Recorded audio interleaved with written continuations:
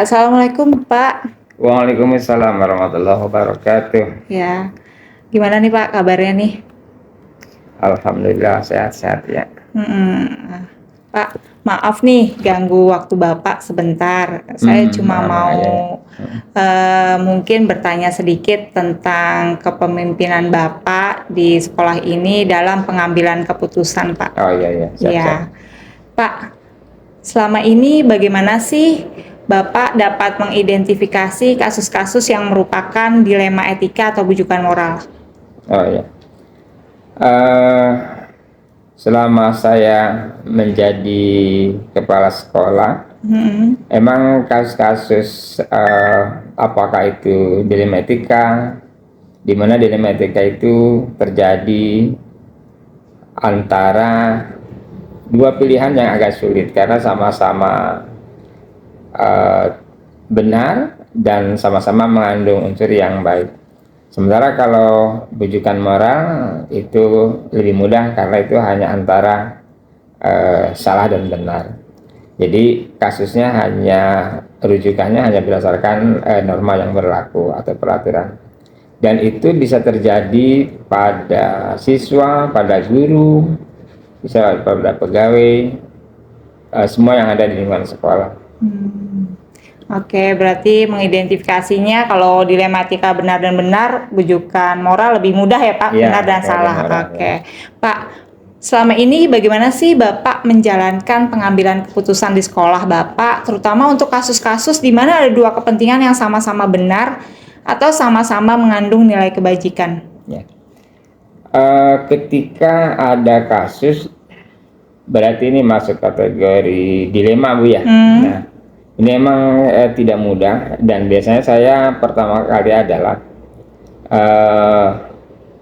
menganalisa terkait dengan situasi atau kasus itu, apakah terkait dengan individu dengan masyarakat, apakah terkait masalah keadilan dan rasa kasihan, ataukah terkait dengan masalah kebenaran dan kesetiaan, ataukah jangka pendek atau jangka panjang.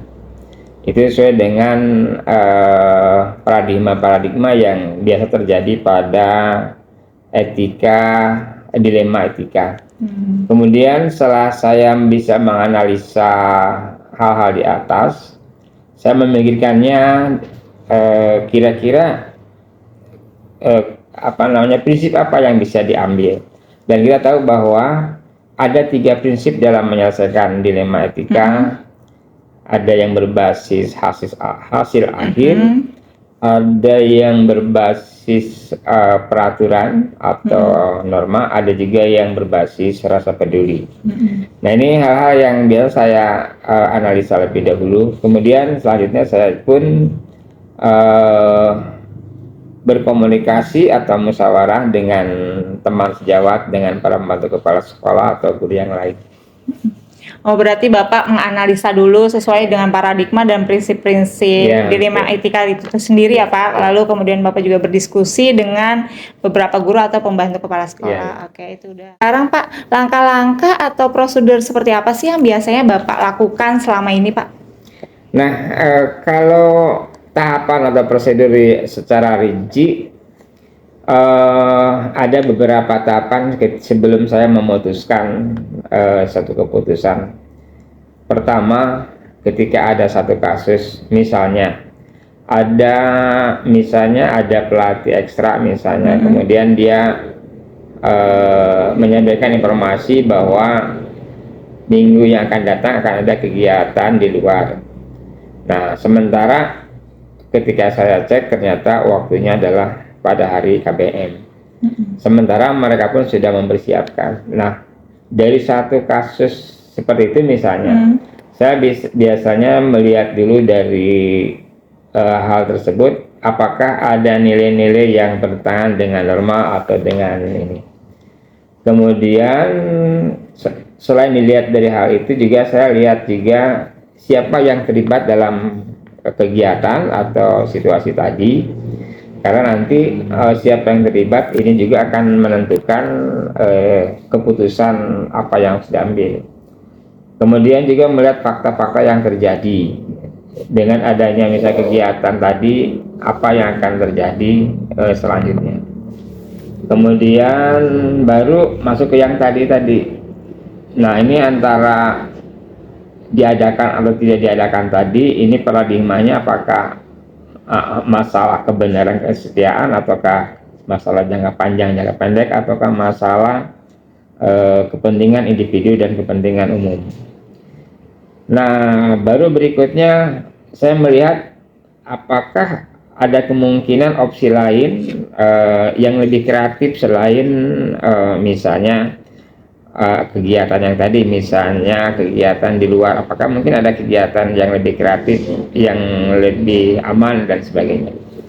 Nah, baru selanjutnya keputusan ditentukan dengan seperti sampaikan tadi, bahwa sebelumnya juga saya koordinasi dengan teman-teman pembantu kepala sekolah atau guru yang lain. Oke, berarti itu langkah-langkahnya cukup panjang ya Pak ya, tapi memang itu harus dilakukan. Oke Pak. Pak, hal apa saja sih yang selama ini Bapak anggap efektif dalam pengambilan keputusan pada kasus dilema etika? Nah, ini memang ada beberapa hal yang saya anggap efektif.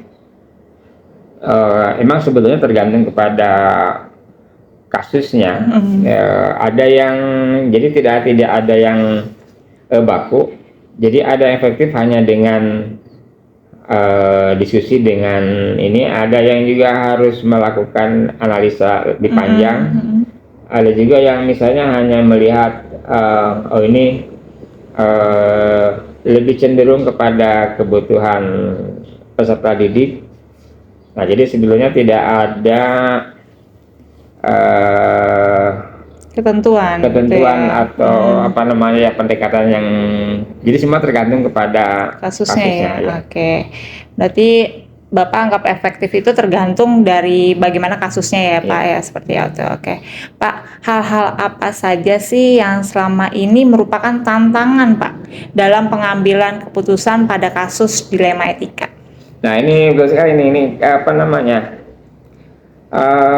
ketika kita memutuskan satu keputusan, kadangkala menimbulkan hal baru, bahkan bisa dikatakan menimbulkan masalah baru. Meskipun itu misalnya kepentingan peserta didik, sama-sama kepentingan peserta didik, tapi juga kadang-kadang menimbulkan hal lain, misalnya terganggunya kayak tadi misalnya ketika ada anak ada kegiatan di luar pas hari KBM, ada lomba misalnya, anak di kelas terganggu. Sementara kalaupun tidak dilaksanakan, mereka sudah berlatih sekian lama. Nah, ini yang kadang-kadang menimbulkan hal lain. Kadang-kadang ada guru yang tidak terinformasi ketika masuk kelas, anaknya ada juga kadang-kadang mempengaruhi nilai karena nggak dapat informasi misalnya. Nah, barangkali itu yang sering dihadapi. Tantangan ya Pak. Ya. Oke. Satu selesai timbul hal baru. Timbul masalah baru, berarti itu tantangan Bapak. Oke Pak. Pak, apakah Bapak memiliki sebuah tata cara atau jadwal tertentu dalam sebuah penyelesaian kasus dilema etika? Apakah Bapak langsung menyelesaikannya di tempat atau memiliki sebuah jadwal untuk menyelesaikannya Pak? Bentuk atau prosedur seperti apa sih yang Bapak lakukan? Biasanya saya kondisional, tergantung kasusnya. Ada yang langsung terselesaikan, ada juga yang bisa 1-2 hari. Jadi tergantung. Jadi memang tidak ada jadwal atau terjadwal atau waktu tertentu, tapi tergantung kondisional. Berarti tergantung ya Pak, tergantung dari kasusnya. Oke. Pak, adakah seseorang atau faktor yang selama ini mempermudah atau membantu Bapak dalam pengambilan keputusan dalam kasus dilema etika? Banyak sebetulnya, baik itu kebiasaan atau itu pendapat atau itu semangat teman-teman yang sekarang saya lihat yang sangat membantu dalam ketika ada kasus-kasus, ketika saya mengambil keputusan, banyak mereka yang membantu langsung maupun tidak langsung. Contoh misalnya ketika ada guru yang sangat antusias dengan KBM-nya ngajarnya, ketika ada kasus kayak tadi anak gak ada pada ikut kegiatan, tapi mereka sebelum tanpa diberitahu pun mereka sudah langsung memahami dan tidak ada sanksi, bahkan justru poin buat anak ketika anak ada kegiatan lain meskipun di jamnya, tapi ada poin dan mereka anak-anak itu diberi jam tambahan atau jam lain di luar jam itu. Jadi kadang-kadang menimbulkan ini, tapi juga kadang-kadang ada juga teman-teman yang bagus, jadi membantu ketika ada satu kasus terselesaikan. Ya, oke. Berarti beberapa guru mungkin ada yang sering membantu Bapak ya dalam pengambilan keputusan. Oke, Pak. Terutama kayak wali kelas, para pembantu kepala sekolah. Bahkan sekarang ini ada guru penggerak, terutama dalam hal kegiatan belajar mengajar, ini sangat terbantu sekali. Oh iya, oke Pak. Pak, dari semua hal yang sudah kita sampaikan nih Pak, pembelajaran apa sih yang dapat Bapak petik dari pengalaman Bapak dalam mengambil keputusan dilema etika? Nah, ini kalau saya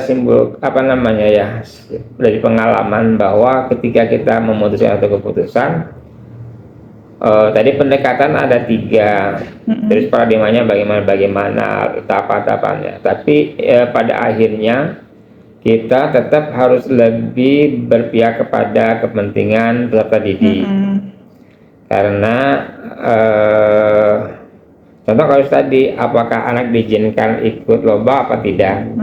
Nah, karena menyangkut kepentingan peserta didik, maka keputusannya adalah diizinkan. Jadi saran saya pembelajaran yang satu pengalaman yang dia sampaikan adalah bahwa keputusan harus diambil untuk lebih besar kepentingan peserta didik. Oke, berarti hal yang Bapak bisa dapat adalah semua keputusan Bapak terutama untuk kepentingan peserta didik ya Pak ya. Oke, Pak, wah senang sekali nih Bapak, saya bisa dengar sharing-sharing Bapak, jawaban-jawaban Bapak itu sangat menginspirasi sekali Pak. Iya Pak, terima kasih Pak untuk waktunya. Ya, sama-sama ya.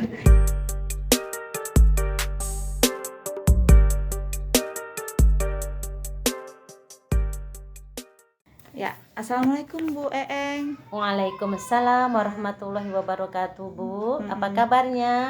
Alhamdulillah nih Bu, saya baik. Ibu sendiri gimana nih Bu kabarnya? Alhamdulillah baik-baik sampai saat ini. Alhamdulillah sehat. Alhamdulillah ya Bu ya. Puasanya gimana Bu? Lancar? Alhamdulillah lancar sampai saat ini, masih lancar semuanya. Amin. Ya.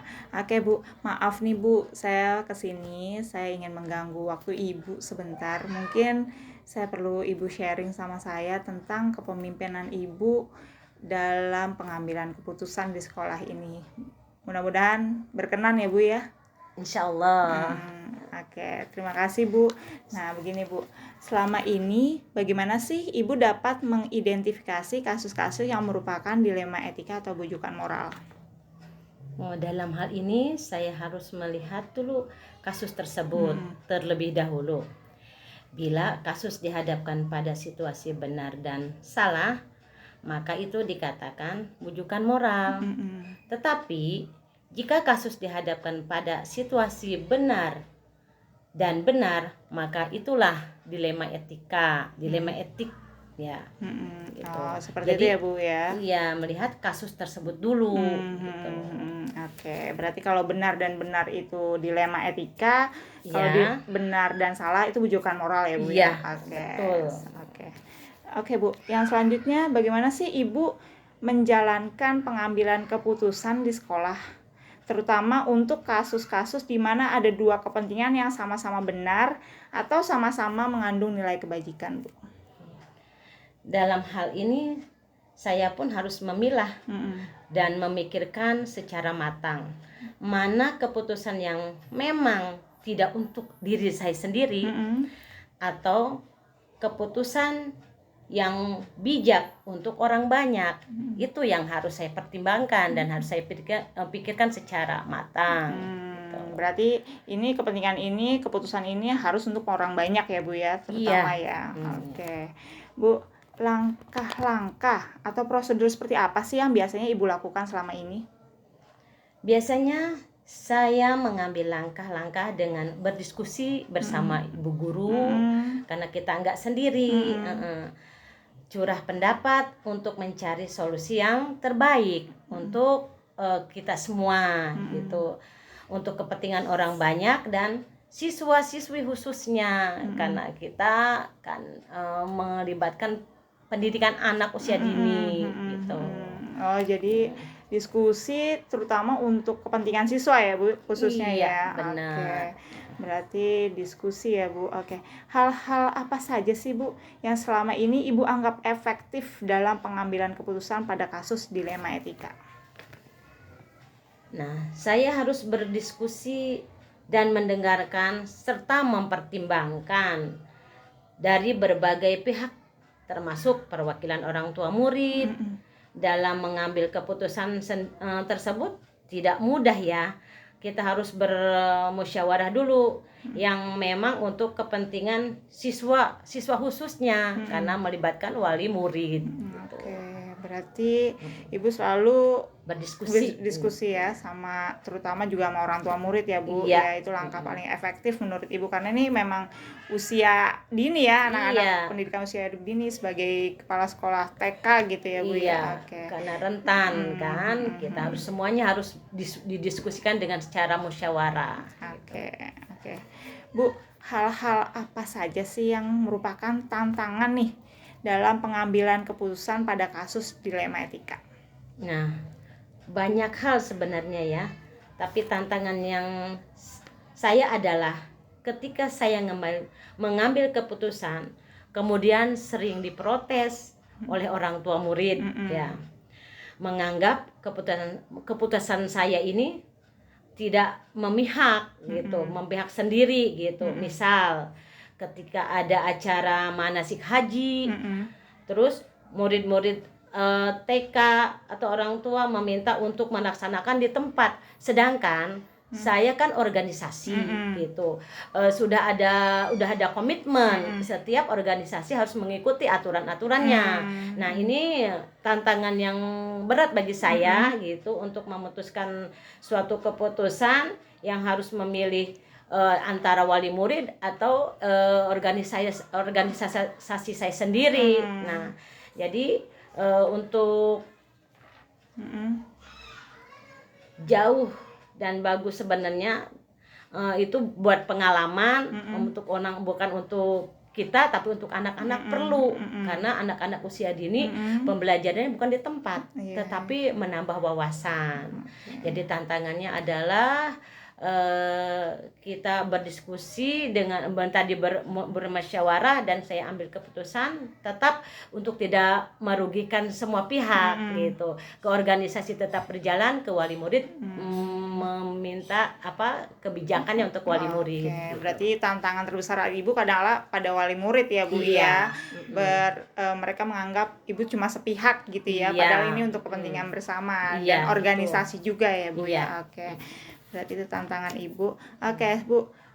Apakah Ibu memiliki sebuah tata cara atau jadwal tertentu dalam sebuah penyelesaian kasus dilema etika? Apa Ibu langsung menyelesaikan di tempat atau memiliki sebuah jadwal untuk menyelesaikannya? Bentuk atau prosedur seperti apa sih yang Ibu jalanin? Sebenarnya tergantung ya. Kalau memang kasus tersebut bisa langsung diselesaikan, maka saya akan langsung. Tapi jika kasus tersebut harus harus dipikirkan, maka harus saya selesaikan dengan segera di tempat. Jika kasus tersebut berat, maka saya perlu memikirkan lebih matang lagi terlebih dahulu dan butuh jadwal tertentu untuk memutuskannya. Jadi tidak terburu-buru istilahnya, karena banyak yang harus dipikirkan gitu. Oke, berarti ini tergantung dari kasusnya Kasus ya, Mbak. tersebut, Oke. iya. Jadi ada yang bisa langsung diselesaikan, ada yang mungkin harus Di dipikirkan. tempat, iya, ada yang di tempat yang harus seketika itu harus memilih waktu yang lebih tenang lagi karena penyampaiannya harus lebih tenang juga. Oke, Gitu. berarti seperti itu ya Bu ya. Iya. Ya, Bu, ada nggak sih seseorang atau faktor yang selama ini mempermudah atau membantu Ibu dalam pengambilan keputusan dalam kasus dilema etika?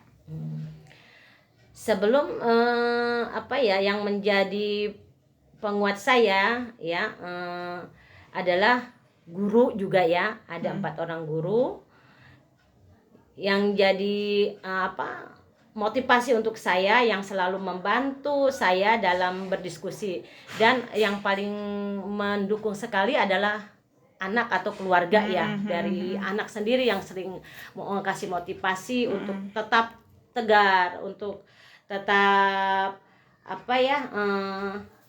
membeli anak-anak dan keluarga saya, itulah yang dapat membantu memberikan saran untuk mengambil keputusan yang tepat dan bijaksana, karena kita nggak bisa ambil keputusan sendiri. Oke, gitu. berarti itu Bu sering melibatkan keluarga, terutama anak. Kebetulan anak-anak iya. Ibu udah dewasa semua Iya, ya Bu ya. alhamdulillah. Jadinya bisa membantu Ibu juga Iya, ya. karena Oke. jasa guru-guru juga. Oke, guru-guru juga ya Bu ya. Oke. Bu, terakhir nih Bu, dari semua yang sudah disampaikan, pembelajaran apa sih yang Ibu petik dari pengalaman Ibu dalam mengambil keputusan dilema etika? Nah, pembelajaran yang dapat saya ambil dalam pengalaman saya adalah ketika keputusan yang sudah saya pikirkan dan saya putuskan itu sudah saya anggap baik, ternyata belum tentu buat orang lain pun merasa baik. Ternyata tidak keputusan yang benar-benar dianggap sangat baik, pasti ada yang bertentangan. Tapi insya Allah selama keputusan yang saya ambil buat orang banyak dan tidak memihak serta masih sesuai aturan, insya Allah itulah yang terbaik menurut saya. Gitu. Jadi tidak ada keputusan yang benar-benar sesuai ya Bu sebenarnya, karena masih ada aja yang kadang-kadang bertentangan gitu ya Bu ya, pembelajaran yang bisa kita ambil ya hari ini ya. Oke, Bu, ini luar biasa banget Bu sharingnya, saya nambah pengalaman nih Bu jadinya. Ini terima kasih banyak Bu untuk waktunya, terima kasih untuk sharing-sharingnya. Mungkin kapan-kapan kita bisa sharing lagi ya Bu ya. Iya, sama-sama. Mudah-mudahan diskusi ini bermanfaat ya. Amin. Gitu. Mohon maaf yang saya dapat sampaikan, ya mudah-mudahan bermanfaat buat Ibu. Iya, gitu. terima Kita kasih. berbagi. Terima kasih banyak Bu. Kalau Sama-sama. begitu, ya Bu. Ya. Oke, assalamualaikum warahmatullahi wabarakatuh. Waalaikumsalam warahmatullahi wabarakatuh.